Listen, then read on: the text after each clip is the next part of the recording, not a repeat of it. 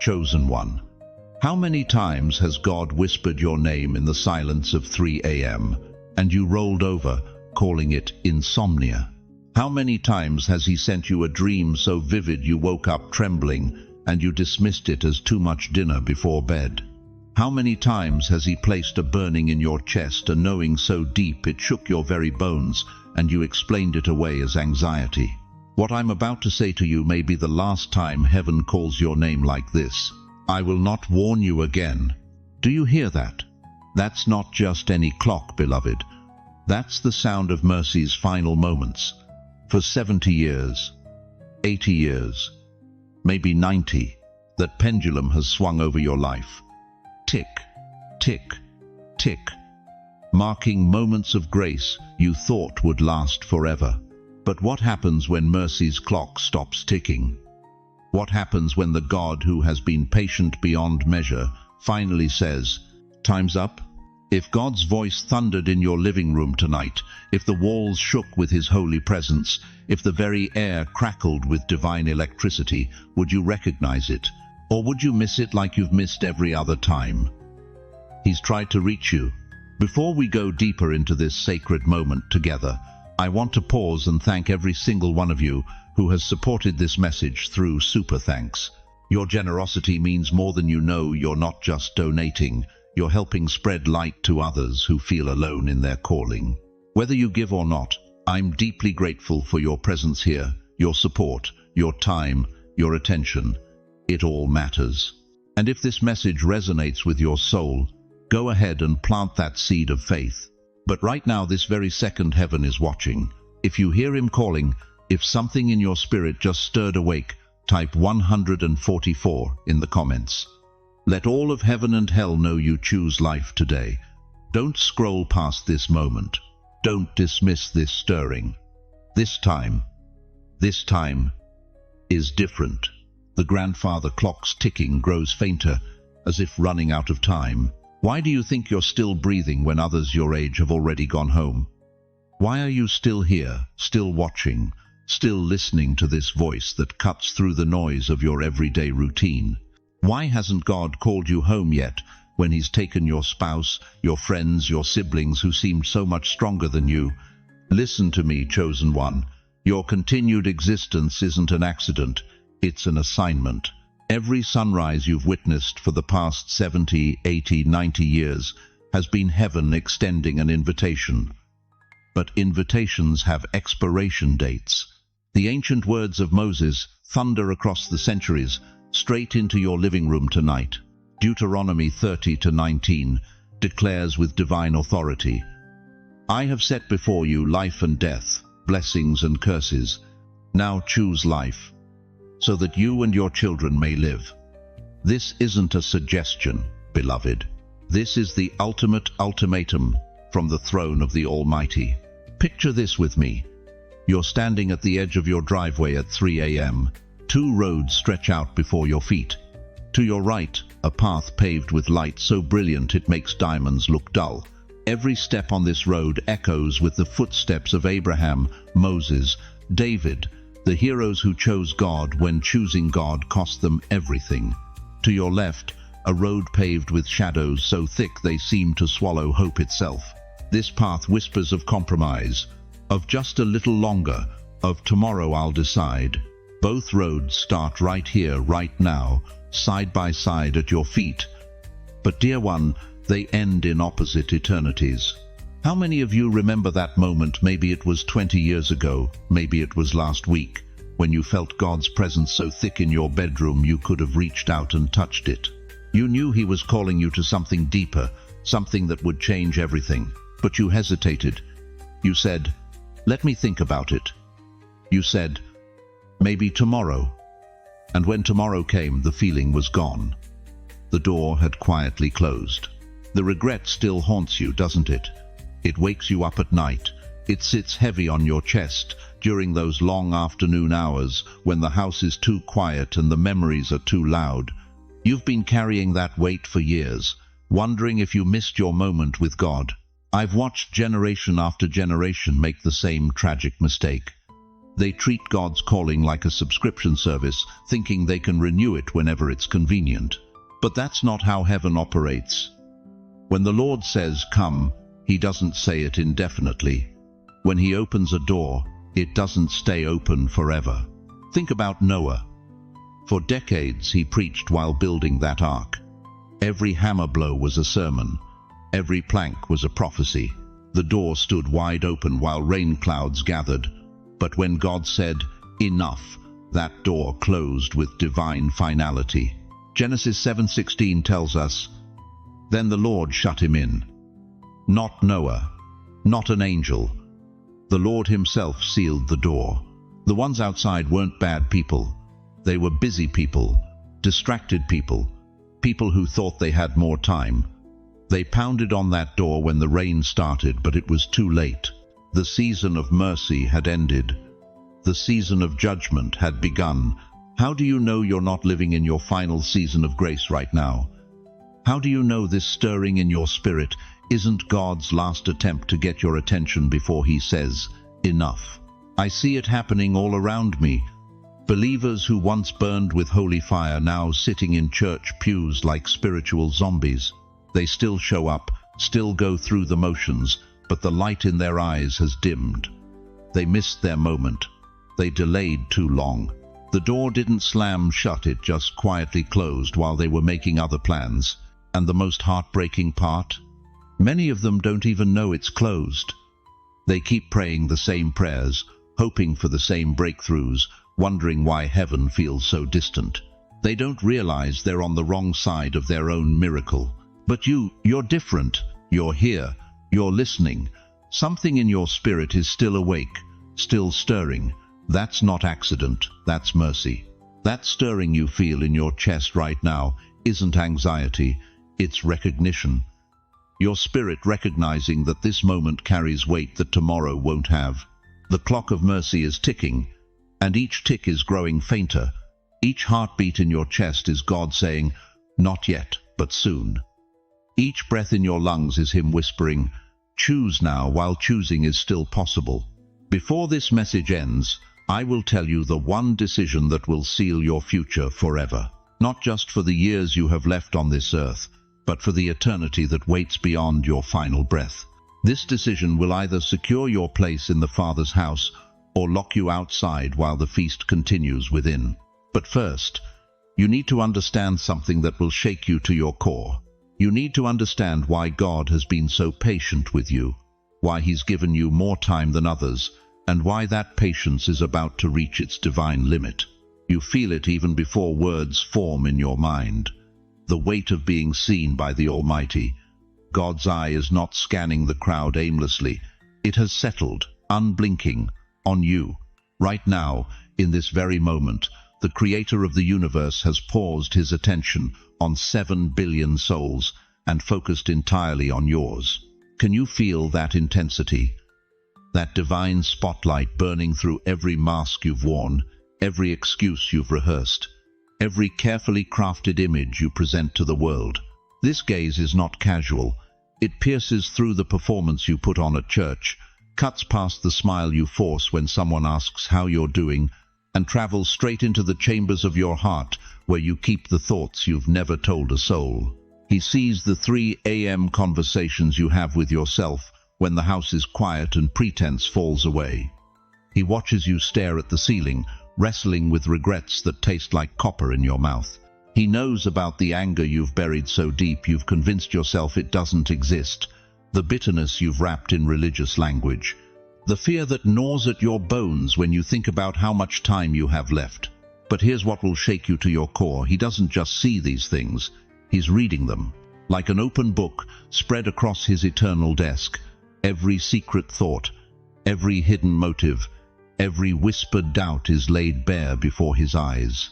The psalmist knew this reality when he wrote in Psalm 33-18, "But the eyes of the Lord are on those who fear Him, on those whose hope is in His unfailing love." Notice that word "on," not toward or near. On, like a weight pressing down, like a hand placed firmly on your shoulder, like a father's gaze that won't let you look away when you've done something wrong. You've felt this before, haven't you? That moment when you were about to compromise, maybe nobody would know, maybe just this once, and something inside your chest tightened. That wasn't your conscience, that was his gaze. When you sat in that doctor's office and heard words that made your world tilt sideways, and you felt an inexplicable calm settle over you like a blanket that wasn't medical training or positive thinking, that was his gaze, holding you steady when everything else was falling apart. When your children walked away from everything you taught them, and you lay awake wondering if you failed as a parent, but somehow found strength to keep praying for them anyway, that endurance didn't come from your willpower. It came from his gaze, reminding you that he's watching them too. But this divine attention comes with holy weight. The same eyes that watch over you in love also watch over you in accountability. He sees when you choose the narrow path, and he also sees when you take the easy detour. He notices when you forgive from your heart, and he notices when you harbor resentment behind religious words. This is why some of you feel uncomfortable right now, not because God is angry with you, but because he's truthful with you. His seeing is not meant to shame you, it's meant to awaken you. When his gaze settles on the shadows where you've been hiding, it's not to expose you to the world. It's to call you back into the light. He doesn't just see you. He's reading the thoughts you've never told a soul. That dream you had at 17 that seemed impossible. Then life happened, and you buried it under practical decisions. He still sees it. The calling you felt in your 20s that seemed too big for someone like you. He still sees it. The passion that once burned in your chest for his presence, before religion made it routine. He still sees it, flickering like an ember, waiting for his breath to fan it back to flame. The gaze of God is both your greatest comfort and your deepest conviction. Comfort because it means you are never unseen, never forgotten, never lost in the vast expanse of creation. Your existence matters to the one who hung the stars. Your struggles register in the heart of the one who controls the wind. But conviction, because this seeing demands response. You cannot remain unchanged under the gaze of the eternal. When his eyes rest on you, neutrality becomes impossible. You will either draw closer or pull away. You will either surrender more completely or harden more stubbornly. This is why your spirit has been restless lately. This is why certain things that used to satisfy you now feel empty. This is why you can't just coast through your faith anymore. His gaze has found you, and it's calling you higher. Some of you right now are feeling the weight of old compromises pressing down like stones in your chest. Deals you made with the world that seemed harmless at the time. Bridges you kept open to your past just in case God's plan didn't work out. Safety nets you built because trusting him completely felt too risky. His gaze sees every single one of them. And he's not asking you to explain them away or justify them with spiritual language. He's asking you to burn them completely tonight, right now. Because here's what his seeing has revealed about you. You were never meant to live with 1 foot in his kingdom and 1 foot in compromise. You were marked for total consecration, set apart, holy, separated unto him. This is your moment to step fully into that identity, to let his gaze burn away every escape route back to mediocrity, to choose the narrow path and destroy every map back to the wide road. If you feel this fire in your spirit right now, if his gaze has found the places where you've been playing it safe, then seal this moment with a declaration. Type, "I burn bridges" in the comments. Not as a casual gesture, but as a covenant with heaven that you're cutting ties with every compromise that has kept you from walking in the fullness of who he created you to be. When you burn those bridges, you're not just making a statement. You're making it impossible to retreat when the journey gets difficult. But burning bridges requires courage, and courage can only come from one source: the absolute certainty that the one whose gaze has found you will never leave you stranded. You feel it, don't you? That weight in your chest that comes at 2 a.m. when you're staring at the ceiling, remembering the phone call you never made, the conversation you never had, the forgiveness you never asked for, the prayer you kept putting off until tomorrow. Tomorrow. That beautiful lying word that has stolen more destinies than the devil himself. Let me tell you about mercy, dear one. Picture a massive wooden door, ancient oak, weathered by centuries of storms, held by iron hinges that have borne the weight of eternity itself. For decades, this door has stood wide open. You've walked past it 1,000 times. You've heard the gentle creaking as the wind of the Spirit moved through it, calling your name. But you always said, later. When I'm ready. When life slows down. When I get my act together. But now you hear something different. A deep, groaning sound. The hinges are moving. The door that has waited patiently for 70 years, 80 years, is beginning to close. You know the story of Noah, don't you? Genesis tells us that for 120 years, Noah hammered away at that ark while people laughed, while they mocked, while they went about their business, eating and drinking, marrying and giving in marriage. Every swing of Noah's hammer was a sermon. Every plank was a plea. Every day the door stood open was another opportunity to step inside. But then came the day when God himself shut them in. Genesis 7:16 says, "Then the Lord shut him in," not Noah, not an angel. The Lord himself closed that door. And when God closes a door, no human hand can open it again. How many of your friends didn't make it to see this day? How many went to their graves still carrying unforgiveness in their hearts, still angry at God for disappointments they never released, still bitter about prayers they thought went unanswered? You sat at their funerals, didn't you? Watched their children weep, watched their grandchildren wonder if grandpa really made it to heaven, watched families torn apart by doubt and regret. And in those moments you felt it, that cold finger of eternity tracing down your spine, whispering, "Your turn is coming too." What legacy are you leaving? What are your grandchildren going to say about you when they stand over your casket? Will they remember a grandmother who walked in the fire of God's presence? Or will they remember someone who was always too busy, too tired, too distracted to pursue the God who was pursuing her? Here's what breaks my heart about delay. It's not dramatic. It doesn't announce itself with trumpets and fanfare. Delay is the silent thief that slips into your life through the back door of good intentions. I'll pray more tomorrow. I'll read my Bible when I retire. I'll get serious about God when I have more time. But time is the one thing you're running out of, beloved. Every sunrise could be your last. Every heartbeat is borrowed. Every breath is on loan from the God who numbers your days. Think about this right now. In nursing homes across America, there are men and women in their final hours who would give anything for just one more chance, one more opportunity to surrender completely, one more moment to feel the presence of God wash over them like healing rain. But their minds are clouded, their words are confused.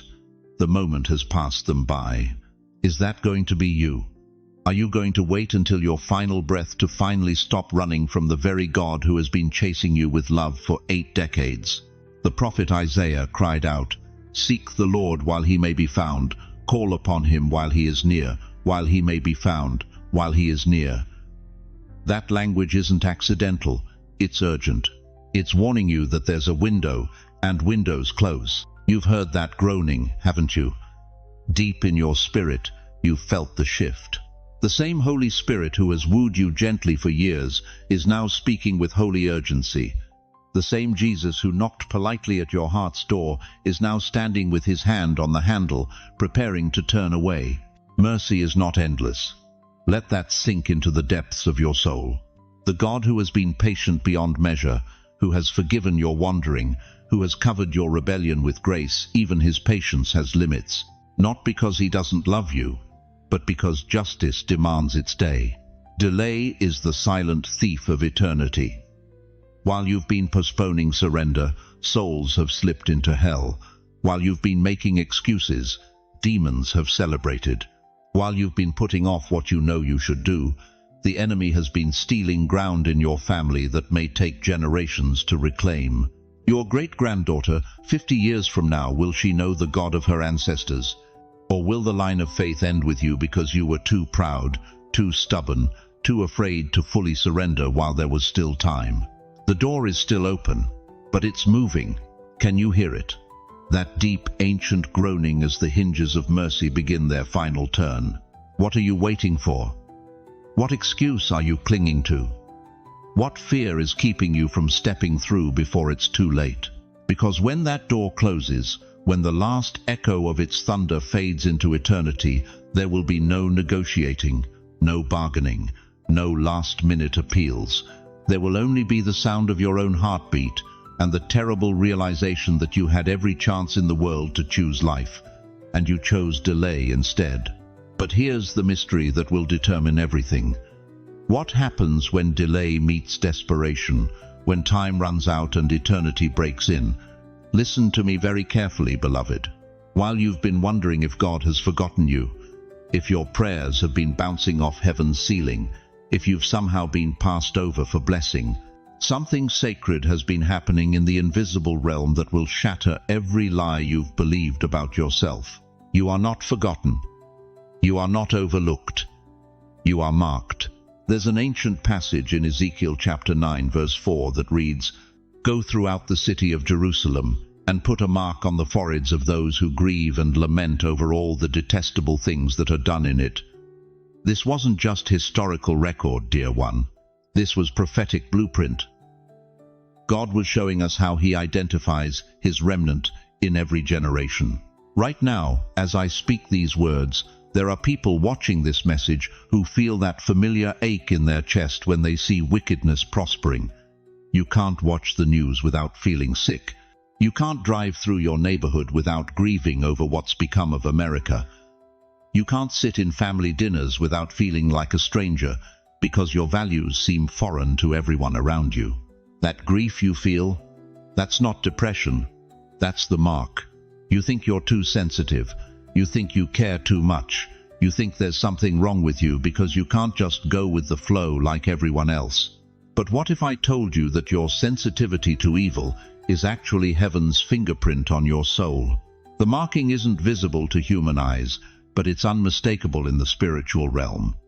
Angels see it and immediately know this one belongs to the King. Demons see it and recoil in terror because they recognize the authority flowing through your bloodstream. You carry heaven's frequency in a world that's tuned to hell's station. But here's what will shock you about this marking. It's not new. You didn't receive it when you got saved. You didn't earn it through years of church attendance. You've been carrying this seal since before you took your first breath. Jeremiah 1-5 declares it clearly. "Before I formed you in the womb I knew you. Before you were born I set you apart. You were marked in eternity, chosen before the foundation of the world, set apart for such a time as this." Do you remember being a child and feeling different? Feeling like you didn't belong? Other kids seemed to fit in so easily, but you carried this strange weight, this knowing that there was more, that things weren't right in the world. That wasn't childish confusion. That was the mark awakening in your young spirit. You've spent 70, 80, 90 years thinking you were broken, but you weren't broken. You were branded, sealed, set apart. And now, in these final days before Christ's return, God is calling His marked ones out of hiding. He's awakening the sleepers. He's stirring the watchers. He's commissioning the grievers to become warriors. Because you see, the same mark that makes you grieve over evil also empowers you to overcome it. The same sensitivity that breaks your heart over sin also equips you to break the power of sin over others. The same burden that makes you weep for this generation also anoints you to deliver this generation. But I need to tell you something that might disturb you. Not everyone who claims to follow Christ carries this mark. Jesus said in Matthew 7:22-23, "Many will say to me on that day, 'Lord, Lord, did we not prophesy in your name, and in your name drive out demons, and in your name perform many miracles?' Then I will tell them plainly, 'I never knew you.'" The mark is not about religious activity. It's about spiritual DNA. It's not about what you do on Sunday morning. It's about who you are in your core. The marked ones can't fake it, can't manufacture it, can't earn it through good behavior. Either you have it or you don't. And if you're hearing this message right now, if something in your spirit is leaping as these words hit your ears, it's because you carry the mark. The very fact that you're here, that you haven't clicked away, that your soul is stirring with recognition, that's the mark responding to its own frequency. The enemy has spent years trying to convince you that your differentness was a curse. He's whispered that your sensitivity was weakness, that your burden for righteousness was religious pride, that your inability to compromise was social awkwardness. But he's been lying to you because he fears what happens when the marked ones finally wake up to who they are. When God's marked remnant rises in this hour, when they stop hiding and start walking in the authority of their calling, demons don't just flee, they evacuate entire regions. When the marked ones pray, heaven doesn't just listen, it mobilizes. When they speak, it's not just words, it's divine decree, backed by all the power of the throne room. You've been in training your whole life for this moment. Every hardship refined you. Every betrayal revealed enemy tactics. Every season of waiting built your endurance. Every time you wanted to quit but didn't, you were proving you could carry the weight of the mark. Now, heaven is calling you to step forward. Not next week, not when you feel more ready. Now, if you know you carry this mark, if you recognize yourself in what I'm describing, if the Holy Spirit is confirming these words in your spirit right now, then make it known. Type 318 in the comments.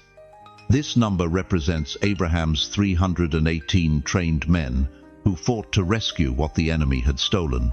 By typing this, you're declaring that you're ready to fight for what hell has tried to steal from your generation. Don't hesitate. Don't overthink it. The marked ones move when heaven calls. But there's one thing every marked person must do before it's too late. One assignment that separates the truly chosen from those who only think they are. You know what breaks my heart? It's the battles you've been fighting that no one else can see. Those 3 a.m. moments when you're staring at the ceiling, wrestling with thoughts that would terrify your own family if they knew. The silent screams echoing in your chest while you smile at Sunday dinner. The weight pressing down on your shoulders that's so heavy you can barely breathe, yet you carry it to your grave rather than burden another soul. Dear chosen one, I need you to understand something that's going to shatter every lie you've believed about your midnight struggles. Those invisible wars aren't evidence of your weakness. They're proof of your calling. Think about it. Why do you think the enemy wages his fiercest battles in the darkness of your mind? Why does he attack you in the quiet hours when no witnesses can cheer you on? Because he knows something about your destiny that you've forgotten about yourself. The devil doesn't waste ammunition on empty targets. Every sleepless night you've endured, every tear that soaked your pillow in silence, every moment you felt like you're drowning while everyone around you thinks you're swimming, those aren't accidents. They're targeted strikes against someone carrying something precious, something threatening to the kingdom of darkness. Let me tell you about a man who understood these hidden wars better than most. His name was Elijah. Fresh off calling down fire from heaven, defeating 450 prophets of Baal, proving God's power before an entire nation. You'd think he'd be on top of the world, wouldn't you?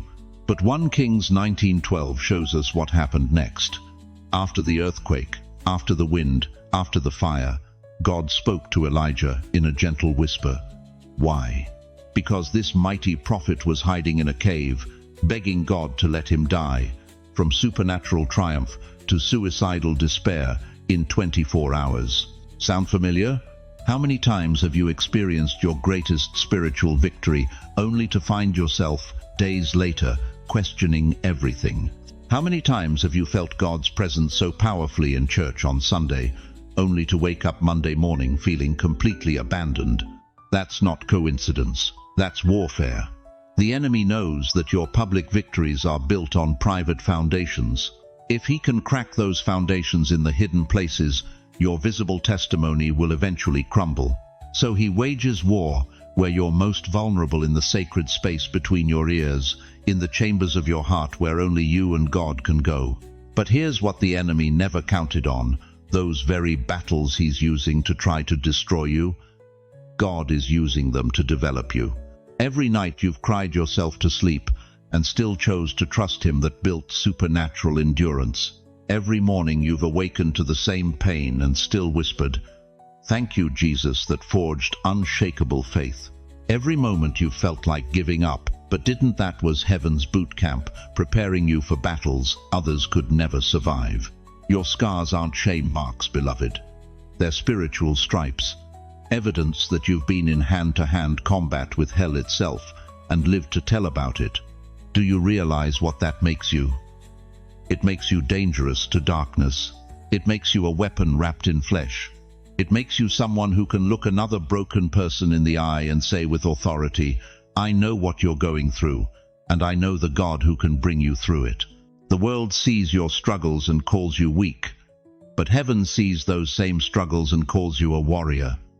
The world looks at your midnight tears and whispers unstable, but God looks at those tears and sees liquid intercession prayers so deep they bypass your vocal cords and flow straight from your spirit to his throne. Every hidden battle you've fought has been a promotion in disguise. Every private victory has added weight to your spiritual authority. Every moment you've chosen faith over fear in the darkness has been recorded in heaven's Hall of Fame. But I need to ask you something that's going to cut deep. How much longer are you going to let the enemy convince you that these battles disqualify you? How much longer will you believe the lie that your struggles make you less valuable to the kingdom? Because while you've been fighting to survive your hidden wars, God has been preparing to use every scar, every tear, every sleepless night as weapons in someone else's deliverance. The question that will determine your destiny is this: will you keep hiding your battles in shame, or will you finally understand that your hidden wars have been preparing you for visible victories that will shake the gates of hell? Multitudes, multitudes in the valley of decision. For the day of the Lord is near in the valley of decision. Joel 3:14. Beloved, you are standing in that valley right now, this very moment. This isn't poetry, this is prophecy. You can feel it, can't you? That strange heaviness in the air around you, like the atmosphere before a thunderstorm that changes everything. Picture this valley with me. It stretches endlessly before you in the gathering dusk, shadows growing longer by the minute. Two narrow trails snake through the darkness, one lit by flickering torches that seem to dance with holy fire, the other growing dimmer with each passing second. In the distance, you hear it, the sound of a battle that's been raging since time began. The war for your soul. You've been walking toward this valley your entire life, haven't you? Every choice, every prayer, every moment you felt God tugging at your heart, it was all leading here, to this crossroads where eternity hangs in the balance. But here's what terrifies me for you, dear one. You're still carrying chains from 30 years ago, 40 years ago, maybe 50. I'm talking about that unforgiveness that's been eating at your heart like rust on iron since 1987. That bitterness toward your sister who never called when Dad was dying. That rage toward the church that hurt you so deeply you haven't darkened their doors since the Clinton administration. Those chains are real, beloved. They rattle when you walk. They leave marks on your soul. And in this valley of decision, they're dragging you toward the wrong path. How many nights have you laid awake at 3 a.m., staring at the ceiling, whispering prayers that felt like they bounced off heaven's walls? How many times have you started to forgive, started to let go, started to surrender that grudge, only to pick it back up the next morning, like a security blanket made of thorns? I will not warn you again. The valley does not stay still forever. You know what breaks my heart? The weight of your unspoken prayers.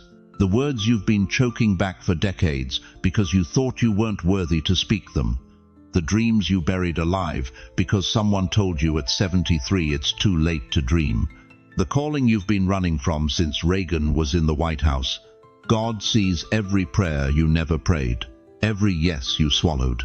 Every moment you almost stepped into his plan, but pulled back at the last second because fear whispered, "What if you fail? What if you're too old? What if it's too late?" Those unspoken prayers are piling up in heaven like snow on a roof. And that roof is about to collapse under the weight of your hesitation. The torches on the righteous path are burning lower now. Can you see them? Each moment you delay, each day you postpone that conversation with God, each week you put off that decision you know you need to make, the light grows dimmer. Because mercy has a deadline, beloved. Grace has an expiration date.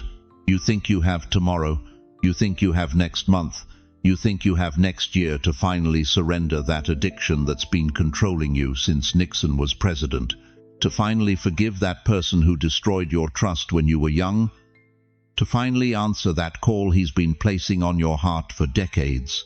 I will not warn you again. The valley does not stay still forever. Listen to me carefully. The enemy is counting on your hesitation. He's banking on your belief that you have unlimited time to get right with God. He's whispering, "One more day won't hurt. One more week won't matter. You've waited this long, what's a little longer? But I need you to hear this truth that will shake you to your core. That distant sound of battle, it's not some far-off spiritual war. It's the fight for your eternal destination, right now, tonight, this very hour." Satan knows something you need to understand. He knows that the longer you stand in this valley, the heavier your feet become. The longer you hesitate between those two paths, the harder it gets to choose the narrow one. Delay is his deadliest weapon, because delayed obedience eventually becomes no obedience at all. You feel that trembling in your spirit right now. That's not fear, that's recognition. Your soul recognizing that this moment, this message, this very breath you're breathing, could be your last invitation to step onto the path of life. The multitudes in Joel's valley weren't sightseers. They were souls standing at the crossroads of eternity, just like you. Some chose light, some chose darkness. But here's the terrifying truth that will haunt you, if you ignore it. Everyone had to choose. I will not warn you again. The valley does not stay still forever. The question burning in heaven's courts right now isn't whether you're good enough, smart enough, or worthy enough. The question is this: will you finally stop running from the God who has been chasing you with his love for 70, 80, 90 years of your life? Because, beloved, this valley leads somewhere, and where you end up depends entirely on the choice you make right now. Listen to me very carefully. Chosen one. What I'm about to reveal will separate those who play church from those who are the church. You've spent decades wondering why life feels like a constant battle, why every step forward seems to invite 3 steps of opposition, why the enemy knows your address better than some of your own family members. The answer will shock you. You weren't born into a peaceful world, dear friend. You were deployed into enemy territory. Right now, in this very moment, the Ancient of Days is rising from his throne. Can you feel it? That stirring in your chest isn't heartburn from last night's dinner. That's the Spirit of the living God, preparing to mark you with something the enemy has been dreading for decades. Revelation 7:3 thunders across eternity. Do not harm the land or the sea or the trees until we put a seal on the foreheads of the servants of our God. Not might put a seal, not could put a seal, will put a seal. This isn't a suggestion, beloved. This is a divine decree being activated over your life right now. But here's what most believers don't understand about heaven's seal. It's not a pretty little stamp for your spiritual scrapbook. It's a combat identification. When angels see that mark, they know you're authorized for supernatural backup. When demons see it, they know they're fighting someone heaven refuses to lose. You think your struggles have been random. You think those midnight panic attacks were just anxiety. You think that depression that follows you like a shadow is just chemical imbalance. No. You've been under targeted assault because hell recognized the seal before you did. The enemy has been trying to kill what God was preparing to commission. And now comes the sword. Ephesians 6:17 declares it clearly, "Take the sword of the Spirit, which is the Word of God." But this isn't some decorative blade hanging on a wall, gathering dust while you sing hymns and eat potluck dinners. This is a weapon of mass destruction against the kingdom of darkness. Do you understand what's happening to you right now? God isn't just saving you from something, He's saving you for something. That gentle grandmother who's been praying for 40 years. Heaven sees a warrior who's been in basic training. That retired mechanic who feels useless. God sees a general who's been learning the machinery of the spirit realm.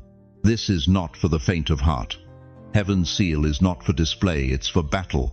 But here's where it gets dangerous for the enemy. When God seals someone at your age, at your level of experience, with your depth of pain transformed into wisdom, that combination becomes unstoppable. You're not some young recruit who's going to panic at the first sound of gunfire. You're a seasoned veteran who's already survived what should have killed you. The seal marks you as untouchable, but the sword makes you unbeatable. I can see some of you right now, tears streaming down your faces, because something ancient is awakening in your spirit. You're remembering who you were before the world told you who you should be. That fire you felt as a young believer, it never died, beloved. It's been banked like coals, waiting for this moment when God fans it into a supernatural blaze. But accepting this seal and sword comes with a price. You can't go back to playing it safe. You can't return to the comfortable Christianity that asks nothing and changes nothing. Once heaven marks you as active duty, neutral is no longer an option.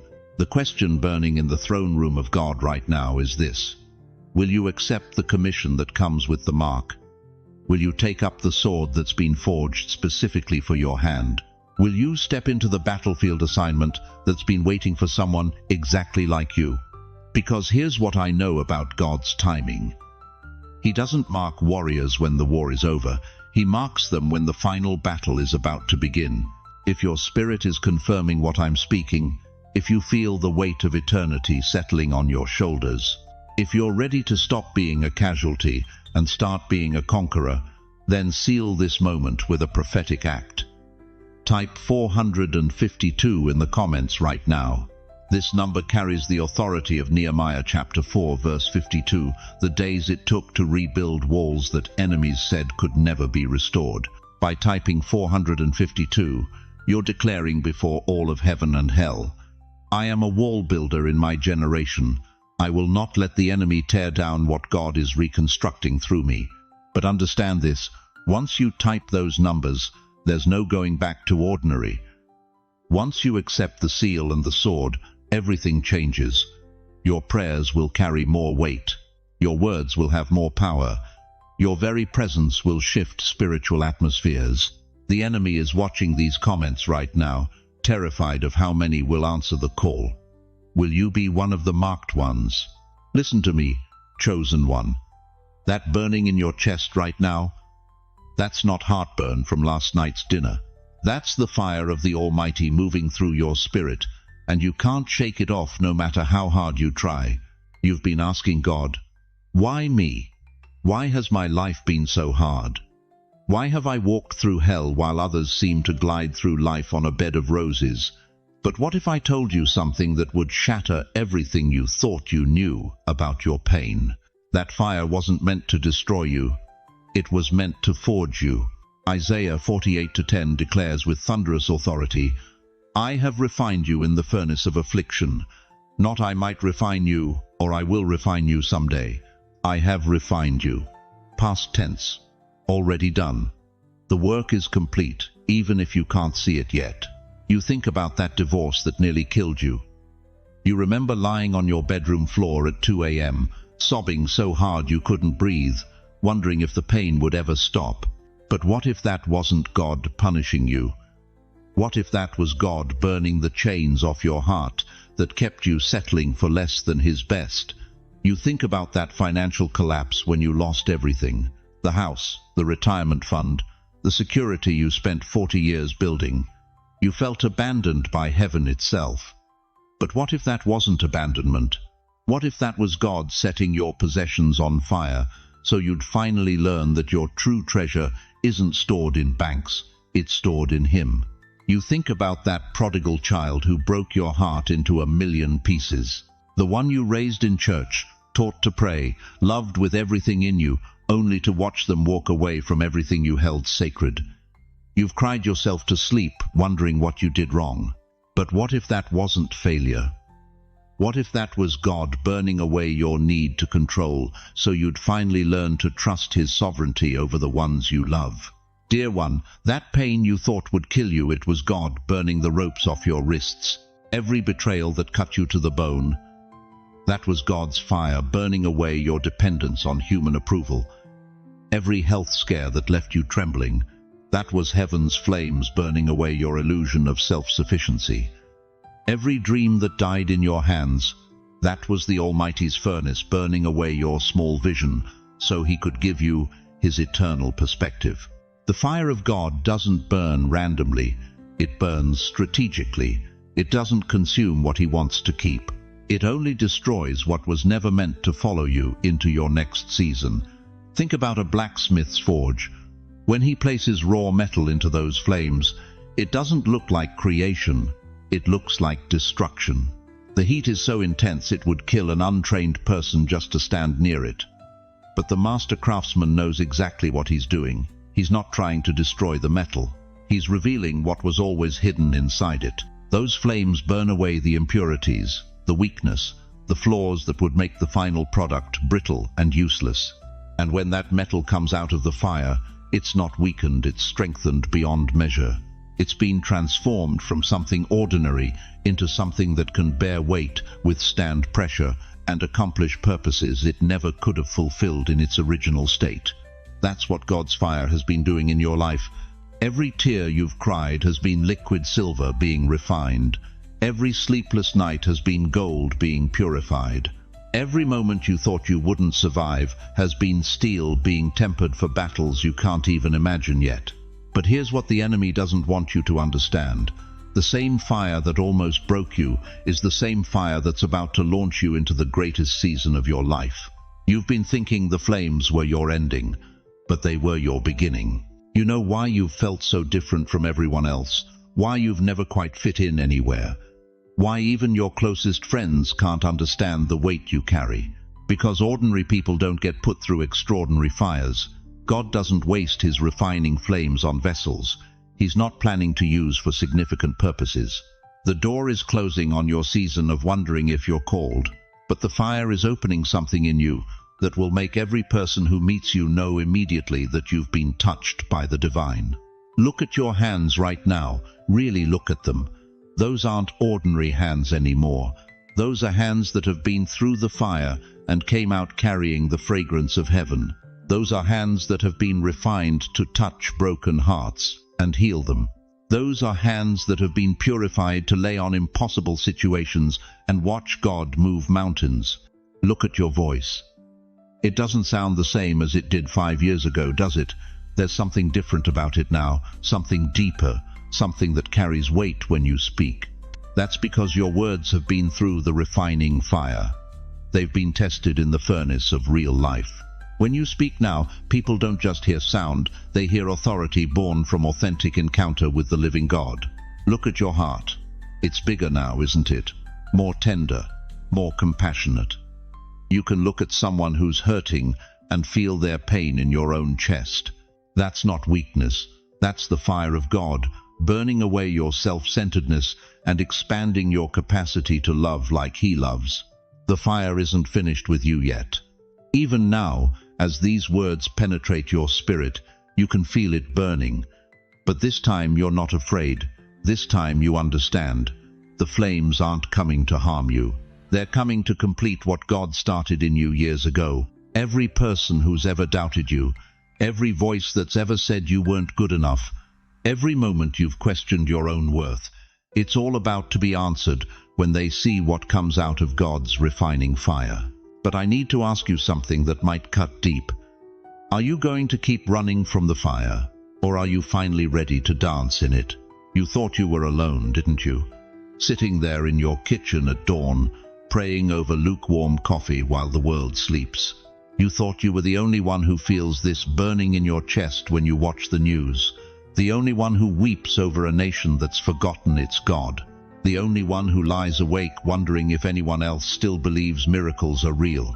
But what if I told you that right now, this very second, there are thousands watching this message who know exactly what you're feeling? What if I told you that God has been gathering his remnant from sea to shining sea, and you're part of something so much bigger than your lonely prayers? Look at your screen. Look at these comments flooding in. Each name represents a heart that beats like yours, a soul that refuses to bow, a spirit that won't be silenced. You're not the last one standing, beloved. You're the first one rising. The Apostle Paul knew this mystery when he wrote in Romans 11:5, "So too, at the present time, there is a remnant chosen by grace, not chosen by works, not chosen by perfection, chosen by grace." And if you're still here, after everything life has thrown at you, if you're still believing when others have given up, if you're still praying when prayer seems pointless, that's grace marking you as remnant. But here's what breaks my heart about God's people today. The enemy has convinced you that being faithful means being few, that standing for truth means standing alone, that choosing righteousness means choosing rejection. And so you've hidden, you've whispered when you should have roared. You've apologized for your convictions when you should have proclaimed them. No more. Tonight, heaven is pulling back the veil. Tonight, you're going to see what God sees when he looks across this nation. Not the darkness that makes headlines, not the chaos that fills the airwaves. He sees points of light, thousands upon thousands of lights piercing through the blackness like stars in a midnight sky. You want to know why the attacks against your faith have been so vicious lately? You want to know why it feels harder to be a Christian in America than ever before? Because the enemy knows what you're about to discover. He knows that when the remnant realizes they're not scattered refugees but a mighty army, everything changes. Think about Gideon. God took his army from 32,000 down to 300, not because he wanted to make it harder, but because he wanted to make it clear.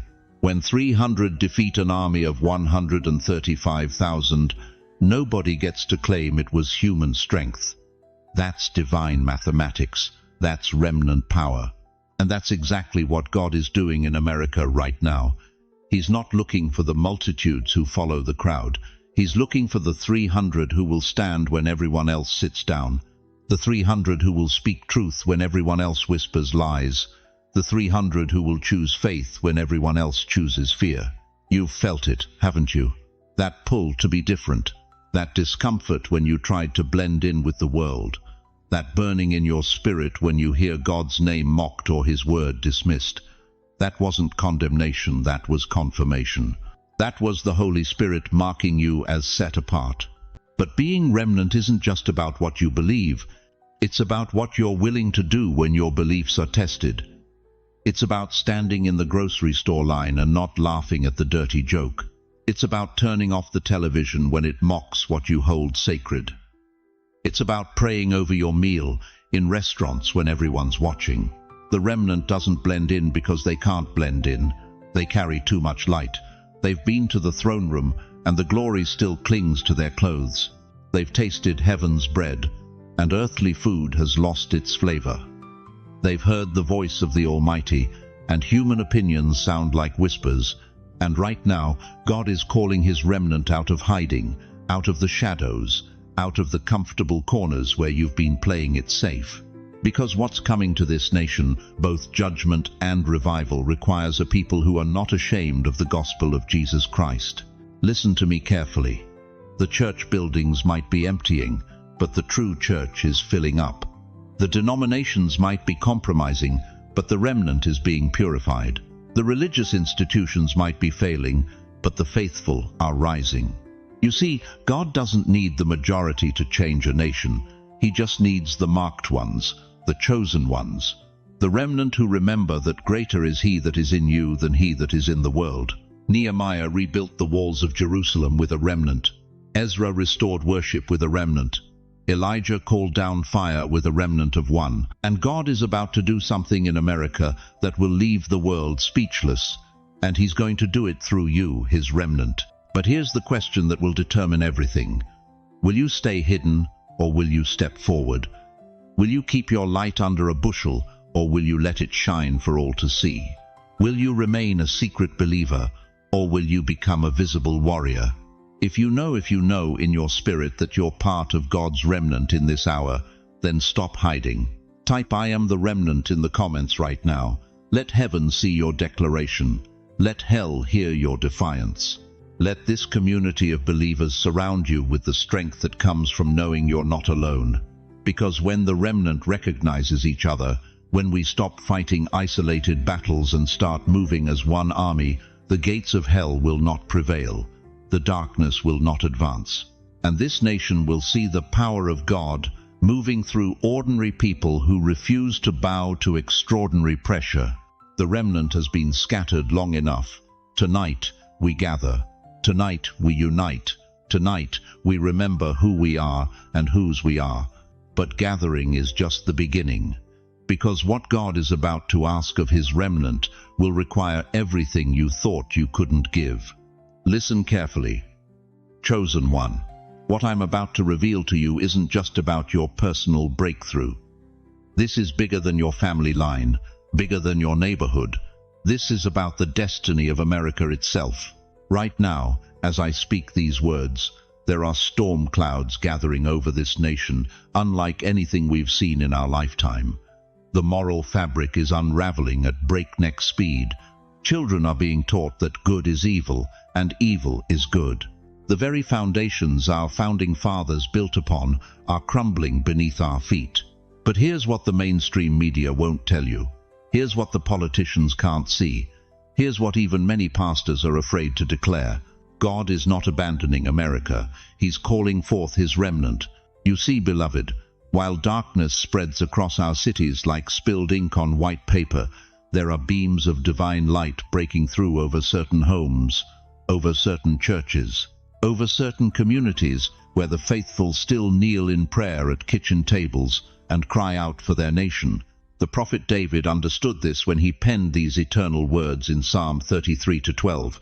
Blessed is the nation whose God is the Lord. Not was the Lord, is the Lord.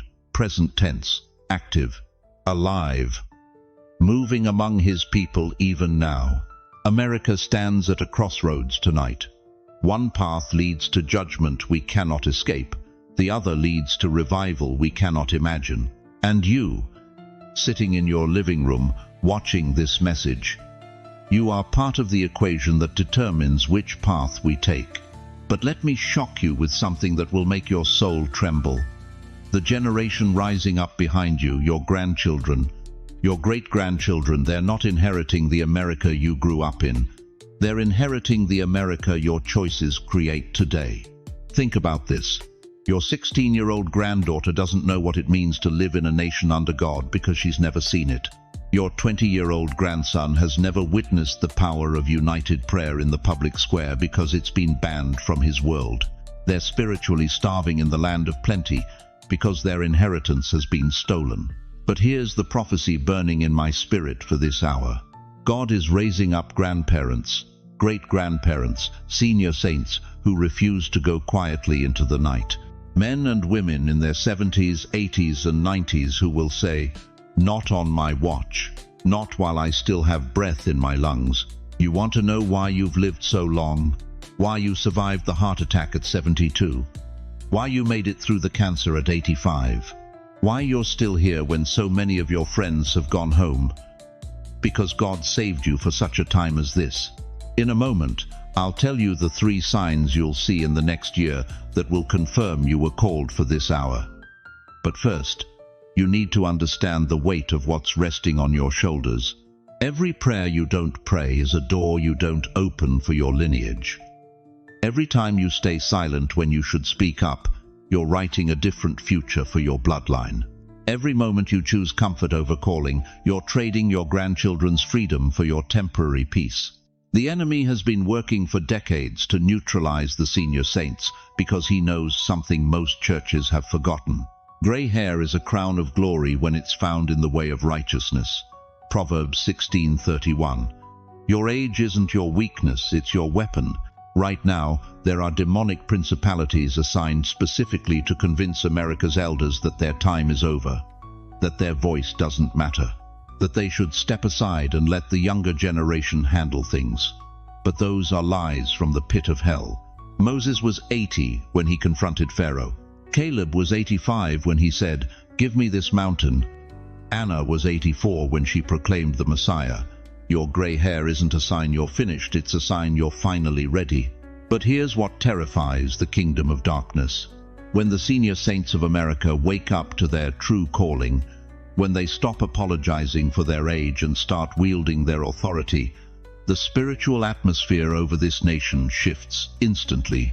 I see grandmothers who will pray with such fire that drug dealers flee their neighborhoods. I see grandfathers who will speak with such authority that school boards reverse ungodly policies. I see senior saints who will stand with such boldness that revival breaks out in places where hope died years ago. This is not about politics, beloved. This is about the kingdom of God advancing through vessels that hell thought were too old to matter. This is about America rediscovering what happens when the generation that still remembers God decides to fight for their nation's soul. Your calling isn't just personal anymore. It's generational, it's national, it's eternal. The prayers you pray tonight will echo through the halls of Congress. The stand you take tomorrow will determine what classroom your great-grandchildren sit in 20 years from now. But you have to choose, and you have to choose now, because time is running shorter than you think, and America's window of mercy is closing faster than most realize.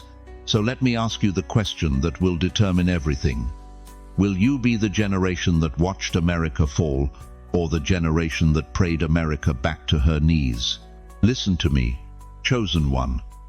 Right now, at this very moment, something extraordinary is happening in the courts of heaven. Can you feel it? That stirring in your chest?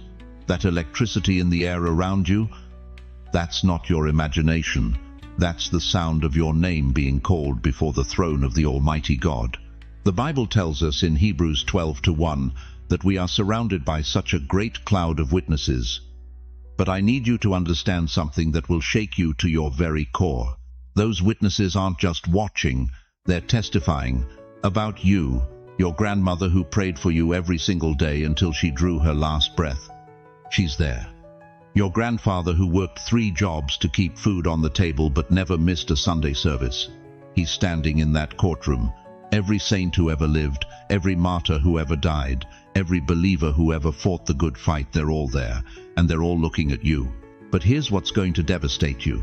They're not just watching to see what you'll do. They're watching to see if you'll waste what they died to give you. They're watching to see if you'll throw away what they sacrificed everything to preserve. They're watching to see if you'll be the generation that breaks the chain of faith. Can you hear them? Moses is there, the man who gave up a palace to deliver his people. He's asking, will you give up your comfort to answer God's call? David is there, the shepherd boy who became a king. He's asking, will you face your giants or will you run?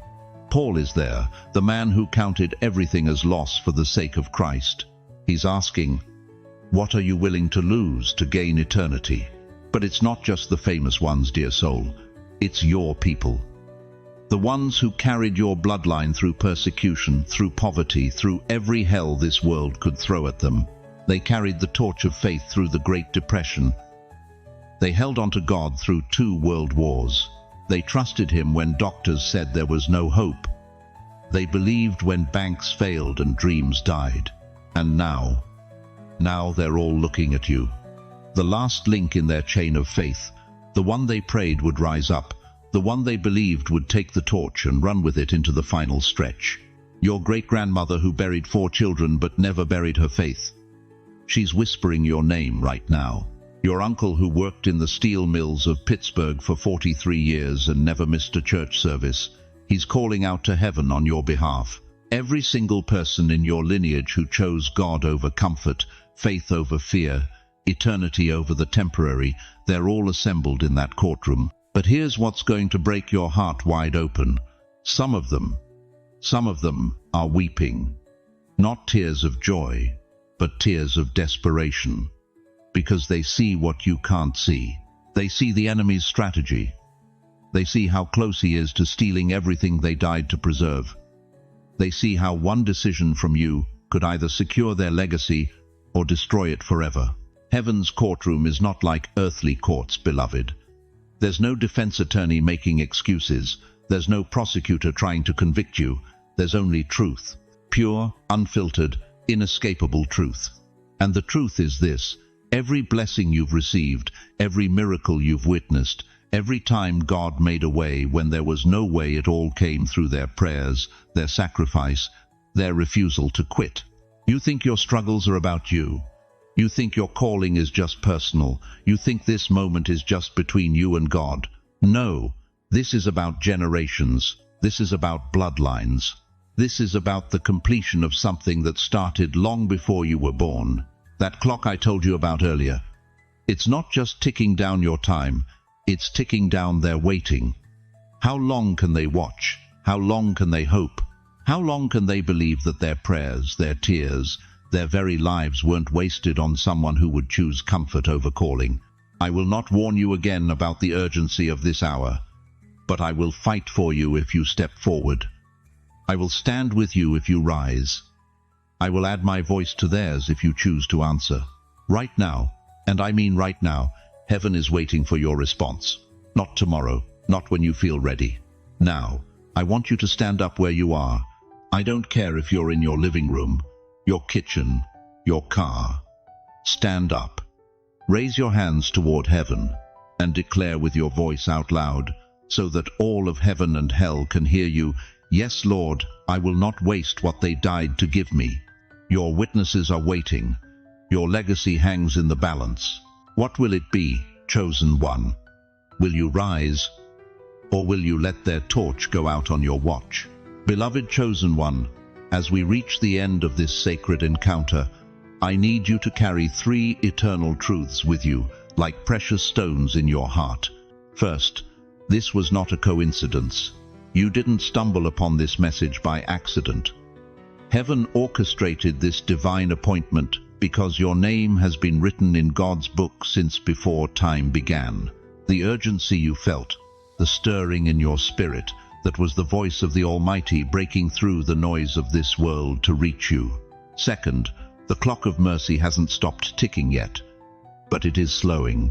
Every moment you hesitate, every day you delay, that pendulum swings a little slower. God's patience is vast, but it is not infinite. The door is still open, but it will not remain so forever. Third, your response today doesn't just affect you, it ripples through generations. The cloud of witnesses surrounding you aren't just spectators, they're participants in your victory. Their prayers, their sacrifice, their very lives have led to this moment when you must choose. But hear me clearly, you are not walking this path alone. The same God who called you is the God who will complete what He started in you. Even when the road grows dark, even when your strength fails, even when doubt whispers lies in your ear, He is still working, He is still moving, He is still fighting for you.